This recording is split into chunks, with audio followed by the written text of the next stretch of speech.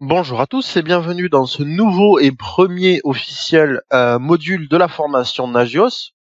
Je ne compte pas bien sûr tout ce qui est partie présentation, hein. Donc là on attaque vraiment le dur avec ce premier module qui sera une présentation de Nagios, Centreon, Cacti et on va un petit peu parler de Nagris. Donc je vais pas vous détailler ça maintenant, il n'y a aucun intérêt. Je vais plutôt vous présenter le plan. Donc on va parler de manière générale du monitoring et faire une petite présentation des différents outils dont je viens de citer les noms. On va voir les différentes versions, en tout cas spécifiques à Nagios, hein. Cacti, on y reviendra un petit peu plus tard au cours de la formation, hein, vu qu'il y a une partie de la formation qui lui est intégralement consacrée.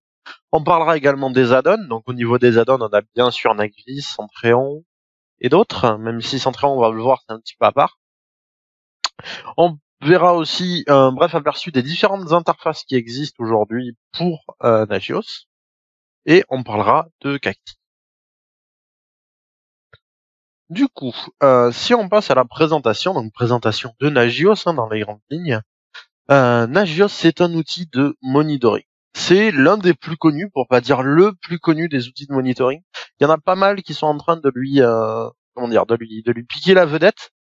Quelques-uns qui commencent à être assez connus, comme Centreon, Eon aussi, Ace of Network, qui est une distribution qui embarque tout un tas de logiciels, mais on en parlera un petit peu plus tard. Il y a aussi un alternatif qui ne s'appuie pas sur Nagios, qui s'appelle Zabbix, qui est aussi en train de monter, et on a SCOM aussi, qui est l'outil de la suite System Center de Microsoft pour monitorer, faire du monitoring. Donc SCOM, qui est que j'ai utilisé beaucoup et que je trouve pas forcément très pratique. En attendant, moi, j'ai décidé de vous présenter aujourd'hui Nagios. Donc comme c'est marqué, je le redis, le plus connu, ouais, parmi les outils de monitoring. Nagios possède sa propre interface web. Elle est assez light en fait. On la verra un petit peu plus tard quand on va installer Nagios. Mais quand vous l'installez, il a sa propre interface web. Il existe sous ce nom depuis 2002. Donc à l'heure où je fais cette formation, ça fait plus de 15 ans que Nagios existe. Et avant, il s'appelait Netsin. Euh, Netsin, N-E-T-S-I-N-T. Donc voilà, Nagios c'est un produit entre guillemets assez ancien, entre guillemets, euh, mais il est quand même assez performant. Il faut pas en fait le considérer à proprement parler comme un outil de monitoring. Il faut plutôt le voir comme un ordonnanceur qui va s'appuyer sur des add-ons ou des plugins qui eux vont aller faire les checks, et en fait Nagios lui va ordonnancer les checks en disant bah voilà, ça il faut que je teste toutes les 5 minutes, donc je vais le ordonnancer comme ça, etc. Donc Nagios, il faut plus le considérer comme un gros ordonnanceur, un gros moteur qui va s'appuyer sur tout un tas de plugins divers et variés pour lancer les différents checks sur votre infra, euh, et ce qui vous fait au final un outil de monitoring assez complet. Donc ces plugins qui vont nous permettre, par exemple, il va y avoir des plugins spécifiques pour les serveurs mail, il va y avoir des plugins spécifiques pour certains services. Tout ça, ça a un nom.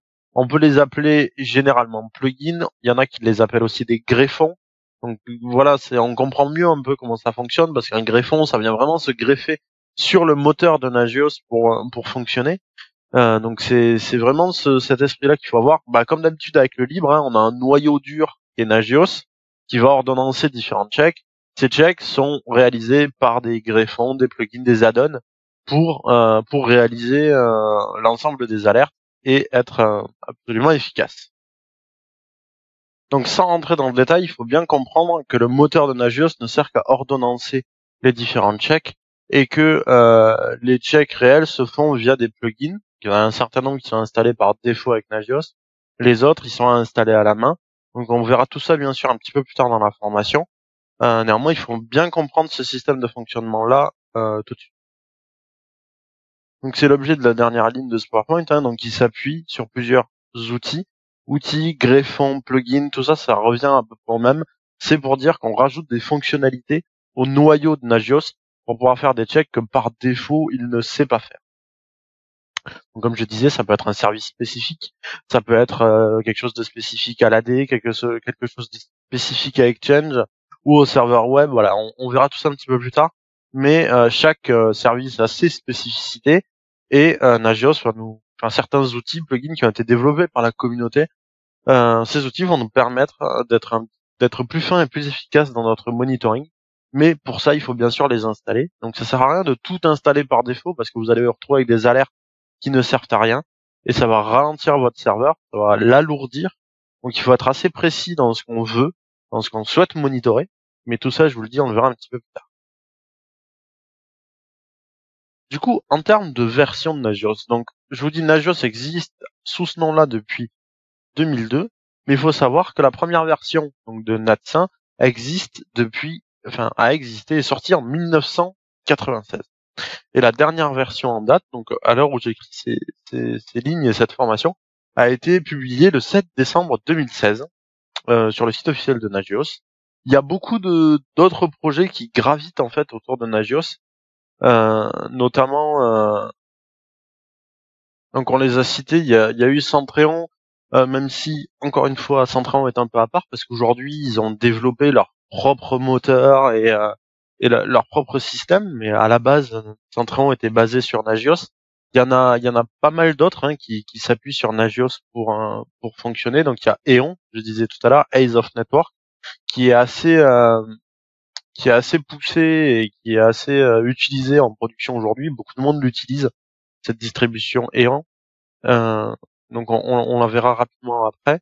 Comme je disais, il y a des concurrents aussi de Nagios, donc il y a Zabbix, PRTG, SCOM, même si aujourd'hui SCOM est assez marginal dans le monde de l'infra parce que complexe à utiliser et pas forcément très pratique. Donc voilà, il faut savoir que beaucoup de projets se basent sur Nagios et utilisent Nagios dans leur fonctionnement. Mais il y a aussi ce qu'on appelle des forks. Les forks de Nagios, c'est une branche de la distribution de Nagios qui a glissé, on va dire. C'est-à-dire que vous avez le développement de base de Nagios, donc avec ses évolutions, dont la dernière en date est celle du 7 décembre, et vous avez une autre branche. C'est un développement parallèle de Nagios, on va dire, c'est-à-dire des développeurs qui ont pris à un moment donné Nagios, qui l'ont modifié, qui ont modifié son code source et qui est devenu autre chose au final. Donc l'un des plus connus c'est Shinken, qui est plutôt utilisé pour faire de l'architecture distribuée et ça n'a pas trop plu aux développeurs de Nagios que Shinken prenne autant de place. Du coup, c'est vraiment devenu un développement à part et indépendant, mais à la base, c'était une branche du développement de Nagios. Shinken a été développé pour Nagios à la base, pour que Nagios fonctionne en mode distribué. Donc ça, encore une fois, c'est quelque chose, le mode distribué, qu'on verra un petit peu plus tard dans la formation. Mais il faut bien comprendre que beaucoup de projets du monde du monitoring se basent sur Nagios ou se sont basés historiquement sur Nagios pour exister aujourd'hui. Euh, le plus connu étant Centreon. Et l'un peu moins connu, ou du moins le fork indépendant maintenant, est Shinken, même s'il y en a eu d'autres, Isenga, etc. Il y en a vraiment eu un paquet. Néanmoins, je tenais à vous présenter Shinken et à vous en parler, parce que si vous avez une architecture en mode distribué, il est extrêmement robuste et plus flexible que Nagios, et il existe aujourd'hui vraiment en tant que projet à part entière. Ensuite, on va pouvoir parler des fameux add-ons qui sont liés à Nagios. Donc ça, j'en ai rapidement parlé, les add-ons, les plugins, les greffons. Ça ajoute des fonctionnalités en fonction de ce dont vous avez besoin. Donc, comme je disais, spécifique pour un serveur de mail, pour un serveur de web, un serveur de base de données, etc. Donc, il y a des choses qui existent déjà, qui sont assez spécifiques et qui ont été développées par la communauté. Vous avez bien sûr la possibilité de développer les vôtres, même si c'est assez complexe, donc de développer ses propres sondes, c'est quelque chose de possible. On le verra pas dans cette formation-là parce que c'est vraiment complexe, il faut avoir des compétences en développement, que là, tout à fait honnêtement, je n'ai pas. Donc moi, je m'appuie principalement sur ce qui existe. Il faut savoir que un autre chose importante, même si vous vous en doutez, c'est que Nagios c'est un logiciel libre, donc il y a une communauté derrière, une communauté très importante et très productive et efficace, avec des forums aussi intéressants. Donc vous allez vous allez retrouver pas mal de choses qui existent déjà, parce que généralement, en termes d'infrastructure, vous n'êtes pas les seuls à vouloir faire quelque chose, à part vraiment des trucs extrêmement spécifiques. Globalement, quelqu'un a déjà eu la problématique que vous avez, et du coup, quelque chose existe sans doute. Peut-être pas à l'état final, mais quelque chose sur lequel vous pouvez vous appuyer pour réaliser votre monitoring aujourd'hui. Donc ça, c'est assez important de comprendre que bah voilà, il y a une communauté derrière et que vous pouvez demander de l'aide, où beaucoup de choses existent déjà et sont renseignées sur au travers des forums de Nagios. En termes d'interface, il y a plusieurs interfaces pour Nagios. Il y a, vous le voyez ici, l'interface de base de Nagios qui peut paraître assez austère. On va aussi avoir l'interface de Centréon qui est un peu plus complète, mais aujourd'hui Centréon est un logiciel payant. Donc ça, je vais y revenir juste après. Mais voilà, à la base, Centréon c'était juste une interface graphique pour Nagios, et au fil des années, Centréon a fait sa propre distribution, et maintenant Centréon possède son propre moteur, donc ils ont remplacé Nagios par autre chose pour que ce soit pas plus performant, mais à un moment donné, voilà, ils ont décidé de développer leur propre moteur d'ordonnancement pour réaliser l'ensemble des checks, et c'est devenu ce qu'est Centréon aujourd'hui. Donc c'est assez semblable à Nagios, parce qu'il y a la culture Nagios derrière, mais aujourd'hui c'est une entreprise à part. Et en bas vous avez Nagvis. Nagvis, c'est ce qui vous permet, comme vous le voyez, de faire des jolies maps, des jolis graphes, pour vous représenter un petit peu mieux votre infrastructure dans l'espace, entre guillemets. C'est pas juste une liste d'alertes, vous avez quelque chose d'un petit peu plus complet, et d'un peu plus visuel et joli. C'est pratique si vous avez des télés à afficher. Voilà, vous pouvez afficher une map monde avec vos différents serveurs et les relations entre eux, etc. Donc ça, on en parlera bientôt de Nagvis. C'est pas forcément quelque chose que j'utilise beaucoup, parce que je l'utilise principalement avec Cacti et les Weather Maps, pas au niveau de Nagios, parce que je trouve que ça ralentit pas mal Nagios. Néanmoins, on vous le présente quand même parce que ça fait partie des add-ons importants et qui existent avec avec Nagios. Ça paraissait important de vous en parler dans la formation. Un point important, c'est que voilà, comme je disais, celle de Nagios par défaut est assez simple, voire simpliste, quelque chose d'assez austère. Donc c'est vrai qu'on a tendance à vouloir installer Centréon ou passer au-dessus avec d'autres choses comme celle-là. Mais bon, voilà, faut savoir que par défaut, quand vous installez Nagios, il y a un Apache qui est installé avec une interface web sur laquelle on peut réaliser quand même pas mal d'actions et voir globalement nos alertes. Et comme je disais, donc voilà, Centréon, Nagvis, Eon, il y en a un paquet qui utilisent tout ce bazar. Du coup, ensuite, on va juste aborder Cacti, Cacti qu'on ne verra pas dans cette partie de la formation qui est consacrée à Nagios, mais plutôt dans la deuxième partie, qui là est pleinement consacré à Cacti. Cacti qui est un outil que j'apprécie vraiment beaucoup personnellement et qui sert vraiment à faire du monitoring réseau. Donc il s'appuie sur des outils spécifiques. Il vient se greffer un Nagios. Donc vous pouvez l'installer sur le même serveur, il n'y a pas de problème. Vous avez un serveur de monitoring complet. Du coup, il faut savoir que, par exemple, vous avez Eon, Eyes of Network, je le redis, qui est une distribution embarquée, qui embarque par défaut Nagios, Cacti et d'autres pour réaliser tout ce joli bazar. Donc Cacti spécifique pour les équipements réseau, et c'est l'un de ceux, je trouve, qui fait le monitoring réseau le plus complet. Il fonctionne un peu de la même manière, c'est-à-dire que vous allez pouvoir lui rajouter des greffons à Cacti, au même titre que Nagios, pour pouvoir communiquer avec des équipements qu'il ne gère pas de base. Je pense notamment au BSAN. Donc là, dernièrement, j'ai monitoré une BSAN HP HP 3 parts pour un de mes projets, où on a monitoré cette baie via Cacti pour avoir un état des IO disques, etc., du réseau, du fonctionnement global de la baie. Et ça, c'était un plugin, du moins un greffon qu'on a rajouté à Cacti, qui a été développé par HP pour réaliser ce type de monitoring. Donc il a un système propre pour communiquer, on l'a dit, avec les équipements réseau. Donc c'est un protocole SNMP, tout ce qu'il y a de plus classique. Il a un système qui lui est propre de stockage des événements et des informations des différents équipements que vous monitorez. Donc il a un système de graphes qui est génial, on le verra ensemble. Il est très simple, il prend pas de ressources et il fait un travail absolument formidable. Et du coup, il a aussi son propre système de stockage. Donc, il n'y a pas de base de données derrière Cacti. C'est vraiment juste du fichier texte, du fichier plat. Donc, ça peut évoluer assez rapidement en fonction de ce que vous souhaitez monitorer. Néanmoins, vous allez voir que c'est quand même super efficace et super précis. Cacti pour le monitoring réseau. Personnellement, aujourd'hui, je trouve qu'il n'y a pas mieux. Mais bon, voilà. Après, chacun se fera son avis tout au long de la formation ou par ses expériences personnelles. Néanmoins, je vous le conseille extrêmement vivement.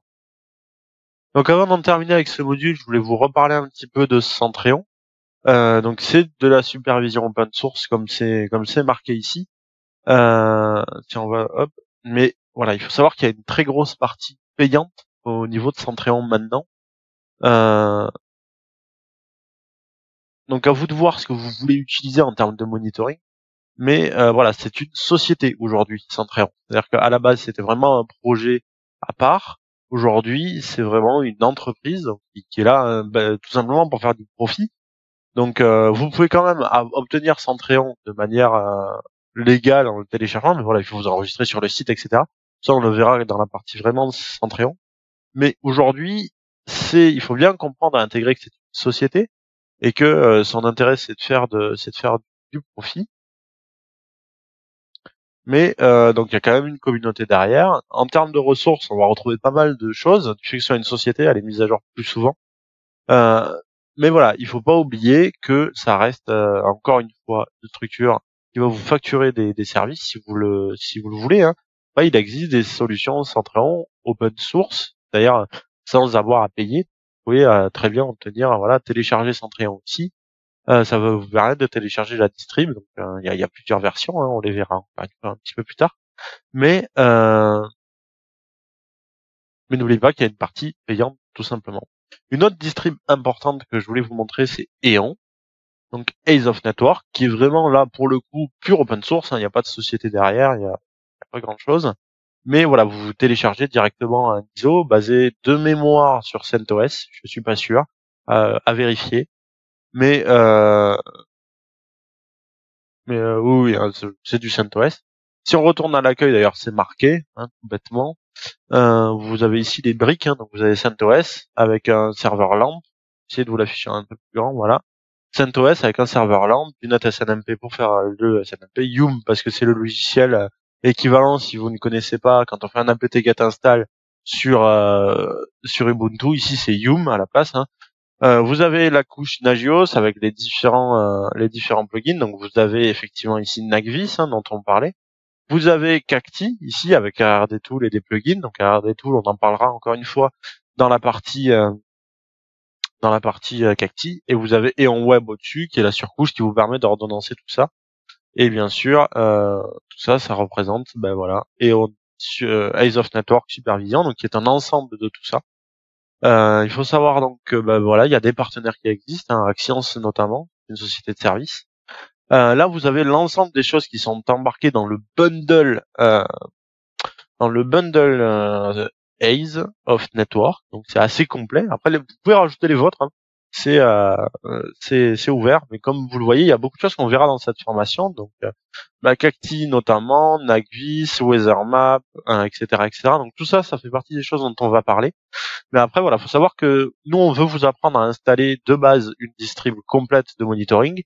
Mais voilà, il existe des distribs toutes faites. Après, qui dit distrib toute faite dit que vous ne comprendrez peut-être pas forcément tous les mécanismes qu'il y a derrière.